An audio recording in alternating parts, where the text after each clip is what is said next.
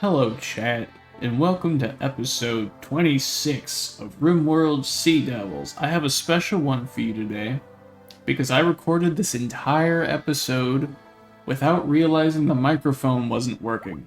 It was on, it was enabled, it was in OBS, it was not recording. So this entire thing has no voice audio in it. So we're doing a watch along, chat. I'm watching it with you.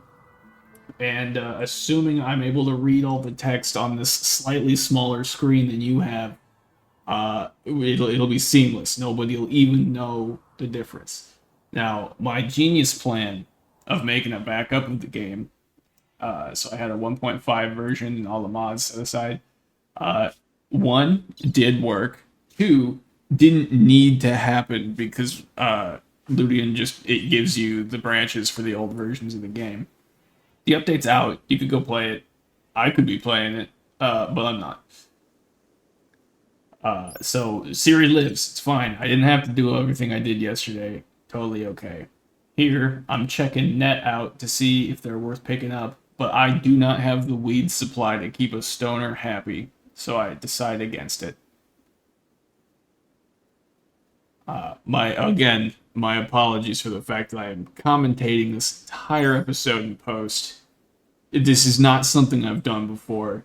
It may be a little obnoxious, but I'll do my best, chat. Just for you, as a treat.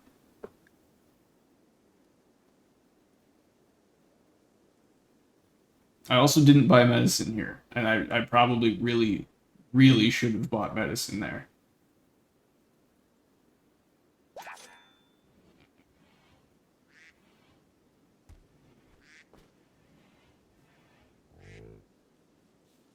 All right, actually, I'm probably gonna cut this. I got never mind. I remember. We can ignore this medical emergency. It's just the extreme blood loss on Redsith and Bubby from the fiasco at the end of last episode. They're totally fine. They're all right. They hurt a lot right now. They'll be okay, chat.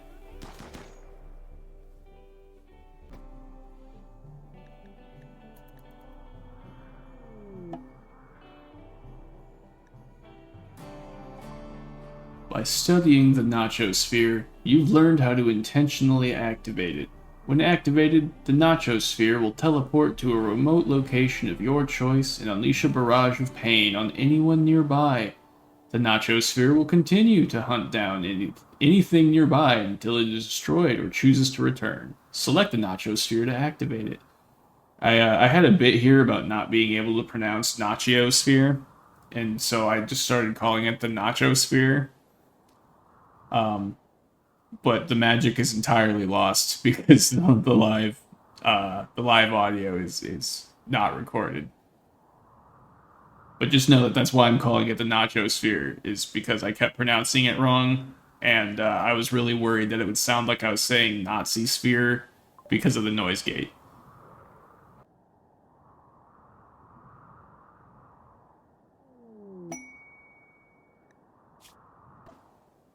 Eight desperate refugees, including some children, are approaching. Their leader is called Cooper. They claim to have escaped an organ harvesting operation. Must have been one of your guys' bases. Cooper begs you for permission to stay at the Hopeless Sands for 14 days so they can rest and regroup. In return, they offer to work and fight for free during that time. If you make them happy, some of them may offer to join you. They may also reward you later for helping them, but there's no way to know their true intentions. I talk here for a bit about how Redsith would probably not trust a group of 8 people who just kind of show up from an organ harvesting operation. At this point, I don't realize that none of them have had organs harvested. In fact, I don't realize that in the recording at all. I just realized it now in post, thinking about it. They're still here, by the way, in the canon. In the actual footage. They're still here and they haven't turned on us yet. Shit, I guess that's a spoiler, isn't it? You know what? It's fine. It's okay. I'm not particularly nice to them in this video. I kind of do use them as bait, including the children. So I guess it's fair. They might turn on us next episode, but right now, Right now it's cool. It's chill. They haven't done it yet. So I checked for their work talents right here. None of them are very impressive, except for their paramedic, which is pretty nice. Their paramedic's a hell of a shot. Like, really good shot. But, I have a really difficult time not metagaming the metal horror possibility, so I consistently keep turning off people's medical and cooking, and I really need to stop doing that, because the Sea Devils don't know what a metal horror is. In fact, you might not know what a metal horror is if you're not a Rimworld aficionado. But in the end here, I decide that they either need to quarry or they just like clean and carry stuff, because I don't need this many people. This is too many people. I picked them up specifically because I was going to provoke the void and I might be able to use them in a fight.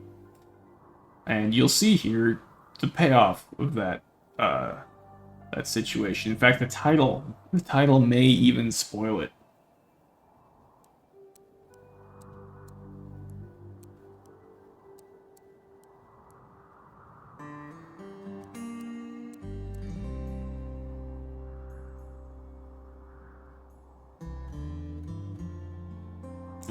Yeah. Here, I talk for a minute there about how it's really sad that Zoya has giga brain damage. I'm pretty torn up about that. I do actually have a plan. I think I can fix Zoya, but I'm not certain yet. Here, I'm noticing that I can't cause them to drop their weapons, which is concerning, to say the least, especially because I go over all their stats, and a lot of them are really good fighters. We've got Cooper, a neurotic, nimble rebel, who is an amazing shot. We've got McMiken, a wild man, who's staggeringly ugly. Same, bro. Very same. Good crafter. Good intellectual. In his childhood, he was a freak. He was heavily deformed and sold to a space circus. And the funniest part about that to me is that genies are not born. They are artificially created, which means it's not just the fact that he has she has like a giga forehead that she was considered hideous. She was just considered hideous before.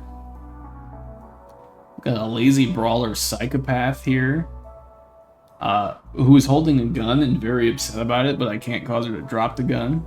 We've got Nurmakusik, who's just kind of a heavy sleeper, but also an amazing shot, a very good doctor, and good melee on top of that, so that was very concerning to me.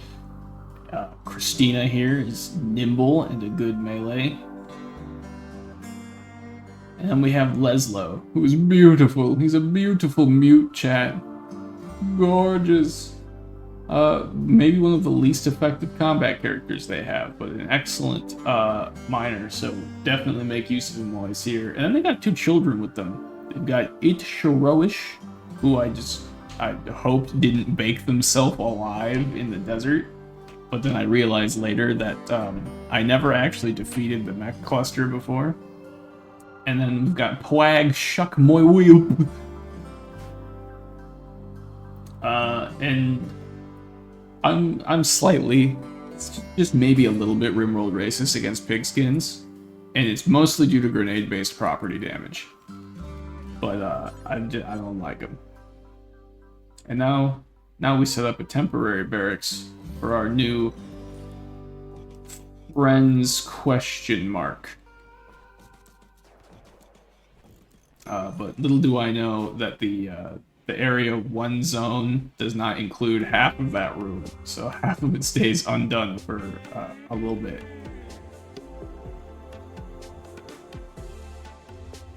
Here, I suddenly remember that the void provocation exists. It is our primary means of progress.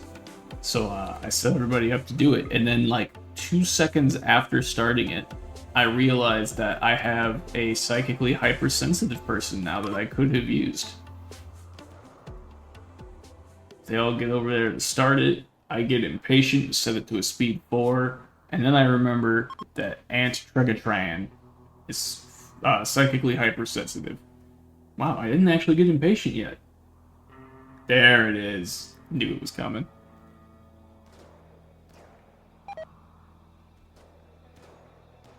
I also get really sick of those hybridization notifications really quick, so I turn them off a little bit later in the episode.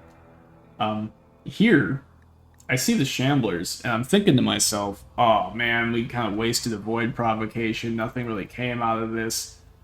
And so I'm just kind of sitting there being like, I don't have to wait 5 more days and do it again. This is like a nothing one. I have no idea what Leslo broke in their tantrum there. I never figured it out. I definitely do stop, notice, and comment on the fact that they definitely broke something. I just don't know what it is. All of these people are actually super unhappy.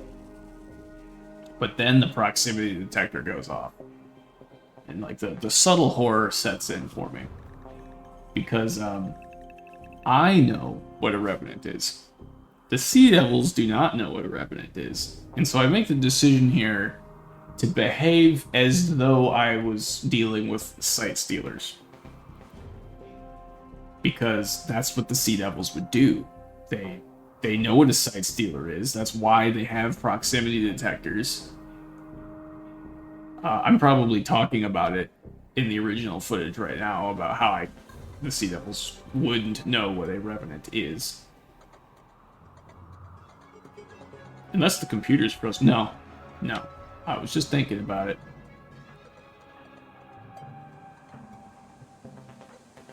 And so I grab all of our gunners, and I set them up to their positions.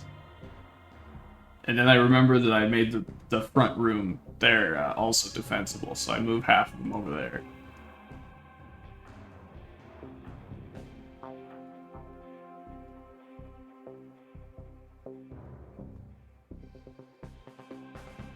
Set up our melee crew to do their business. Except my memory is a lot faster than my action, apparently.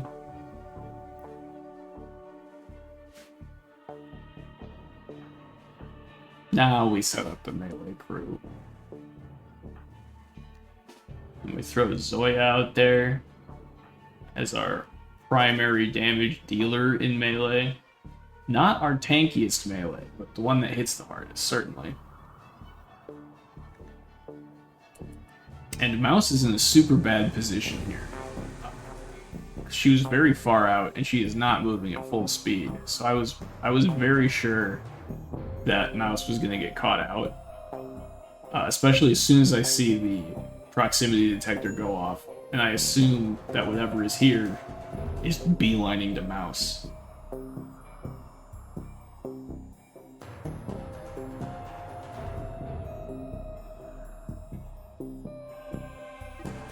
But then everybody winds up making it in pretty okay.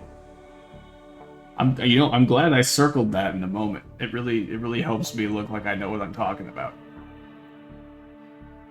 And so here I've pretty much figured out that it's most likely to go for Zoya.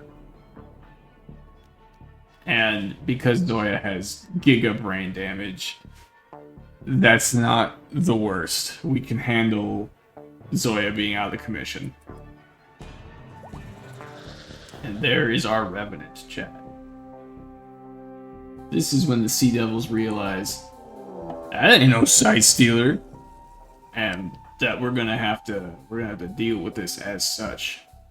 And our decision is, of course, jump that motherfucker. Except Bert decides to just like not. He just kind of hangs back and watches. And at this point, I pretty much resigned myself to the fact that the melee people can't actually catch up to the Revenant. Although somebody does get a good shot on it that re-reveals it. And here, I'm watching them following the Revenant trail here, and I'm really impressed because I'm like, wow, they can see the Revenant. That's crazy. I'm so proud of them. And a couple seconds later, I realized that they're not following the Revenant at all. They're going after the Shamblers that I forgot existed. So I just tell them to stop that. I'm pretty sure the Revenant exited our big wooden wall and just hung out outside. And it hung out outside for a while. I waited for like a good amount of time for it to do its next attack. But it drops that flesh chunk, and we have Retsith go pick it up. Because Retsith is like, in charge of figuring this out now. He's just the anomaly-er. And then I set up 2 more proximity detectors to make sure that the Revenant doesn't get to just hide out in our property, because that would devalue the property if there was a Revenant hiding in it. I also then, I think immediately after, almost make the decision to schedule everybody inside, so those don't actually get built in a time where it kind of matters.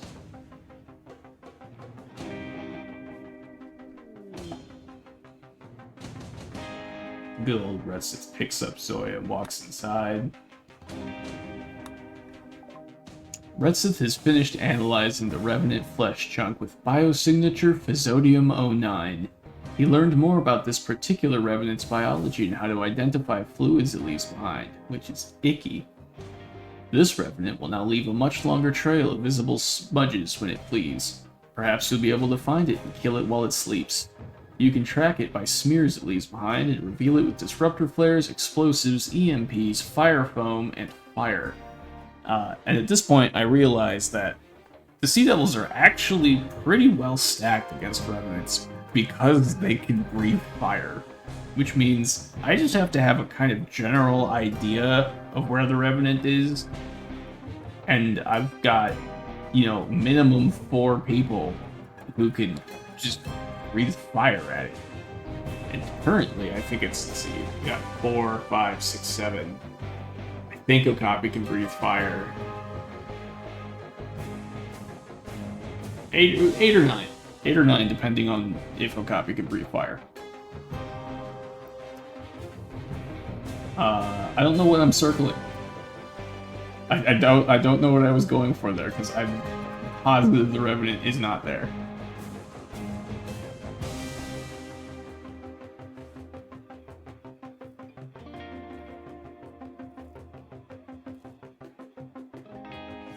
And this is me noticing that we didn't build half of the beds.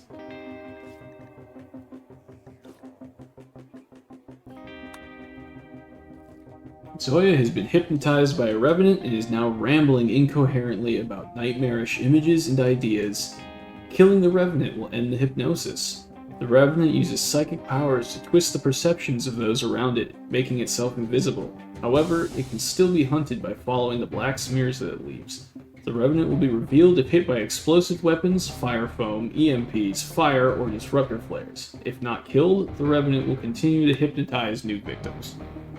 I wonder how that actually works in terms of like losing a colony, because I don't know if anybody's ever lost a colony to having everybody hypnotized.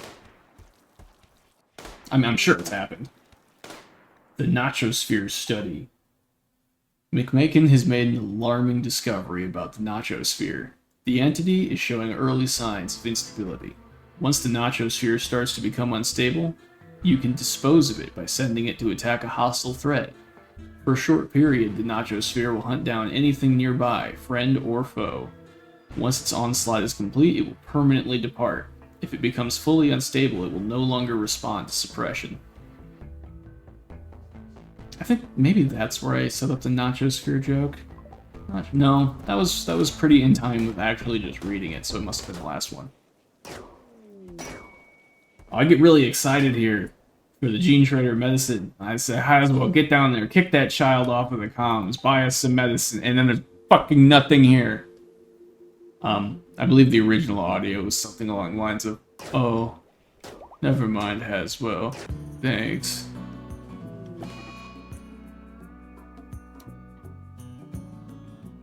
Here, Inalis gets muscle parasites.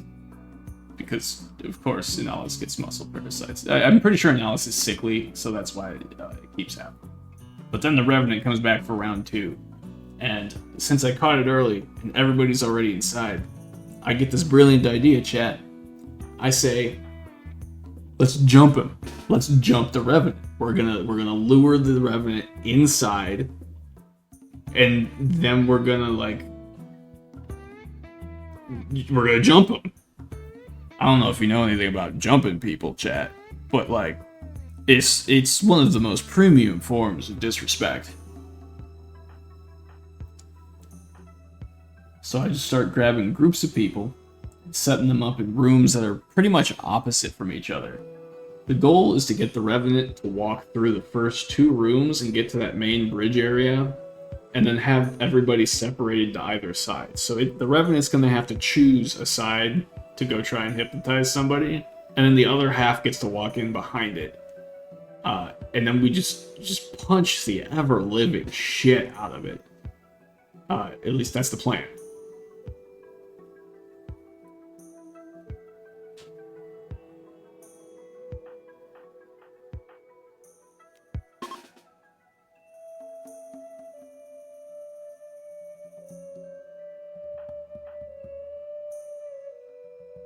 And at this point, I realized that the children could kind of throw a wrench into this by just kind of walking around and making the Revenant not go where I want it to.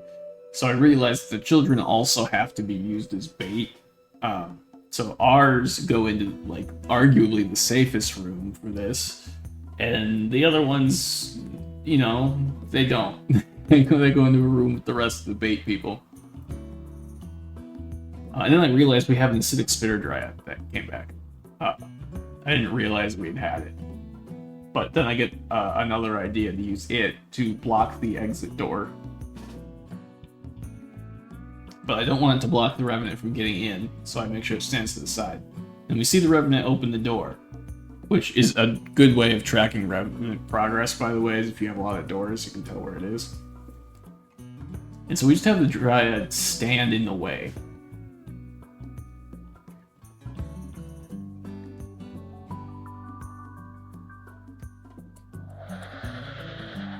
And the Revenant chooses to go after our visiting survivor people.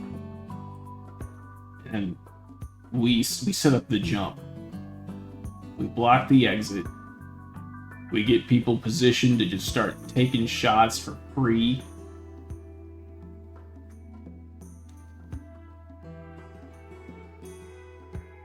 And at one point, I say, you know what? Even the kids can get in on the fun. And then I remember that Retsith is here and holding a firearm. And I decide against that because Retsith can probably destroy a child in a single trigger pull. And that's not great.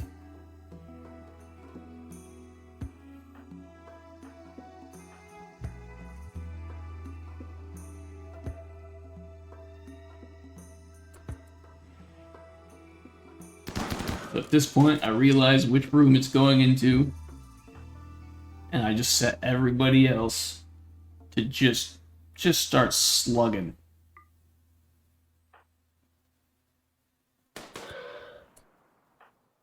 And then I realize that this naked and unarmed guy isn't very helpful, but I send him in anyway. And then I send those children in too, because, I mean, it's fine.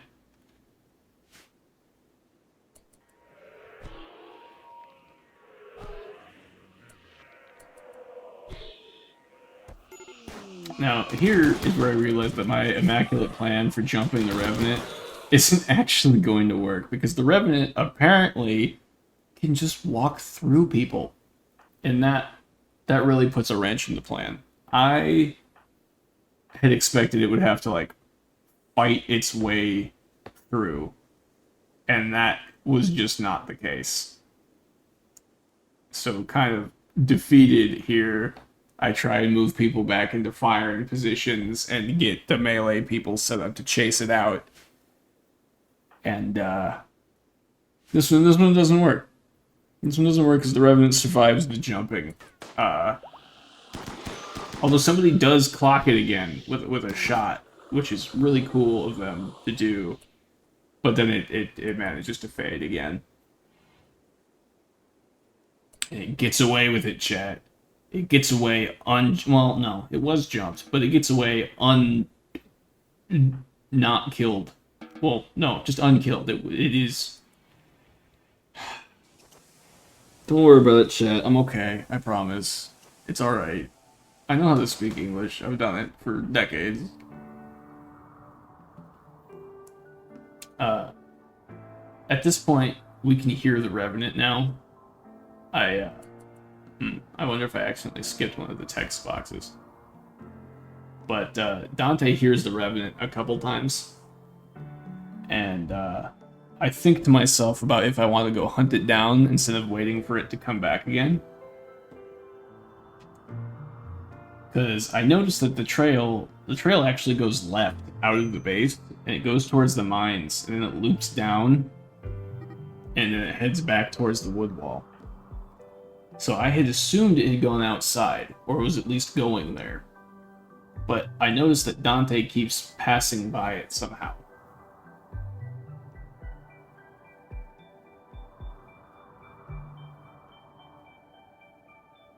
And there's a little pop-up above his head here that says he actively hears it.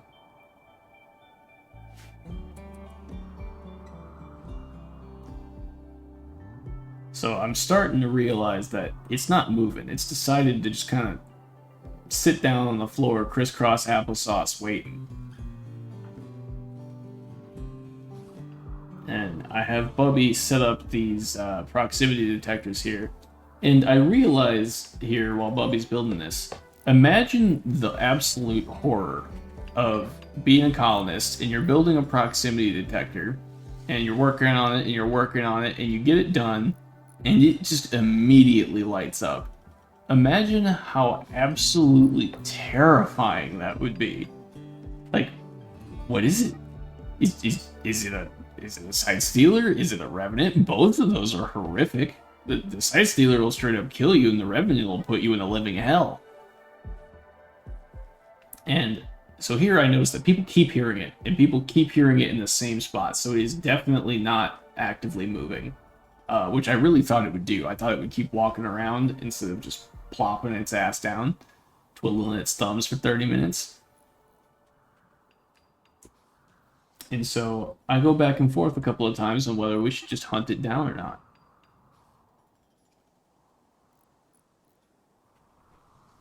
Part of me thinks it's more fun to wait for it to come to me and then hit it with the I ain't hear no bell.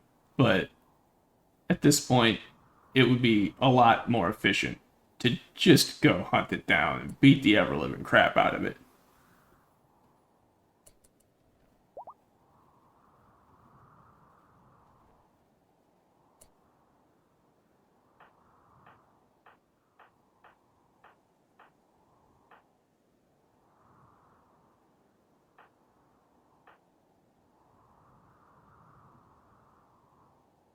We leave out the visitors just in case they get caught in crossfire. Ret Sith, because I don't want them to turn hostile.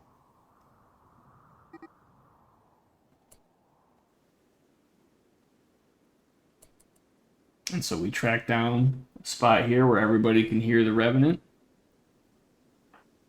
And I immediately misclick on Burnt when I'm trying to find the Disruptor Pack for Dante. There it is. And I go to fire it, and I'm like, why can't I fire the Disruptor Pack? How do I do it? Dante's not even here. Like, you can see his pathfinding right there. He's not here yet. That's why he can't fire it. He's out of range.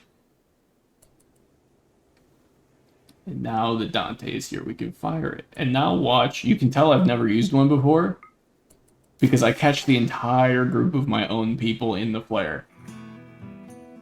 But also the Revenant was, like, actually 5 feet away, which would also be very terrifying to find out.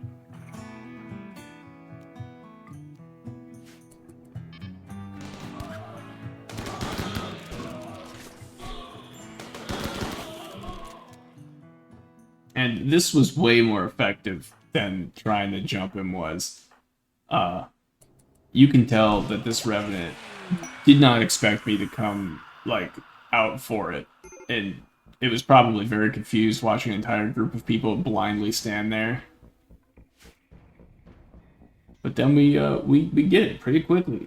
The Revenant is dead. I'm probably talking about something like maybe we capture it or something like that. Because yeah, I'm talking about capturing it because we have holding platforms of 120 strength, both this one and the other one, and the Revenant only requires 80.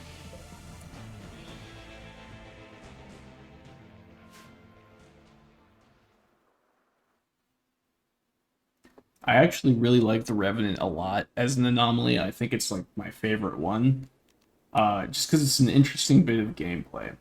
And I think that's why I don't usually go hunt down the Revenant. I usually let it come to me until it finally goes down. Because I kind of like the war of attrition against it, where every time I don't successfully jump it, one more person goes down. And here I'm waiting to be able to capture it, but while transferring the Nacho Sphere, both of them count as used, so I can't. Thanks, Fluffenheim, for moving the giant hurt ball.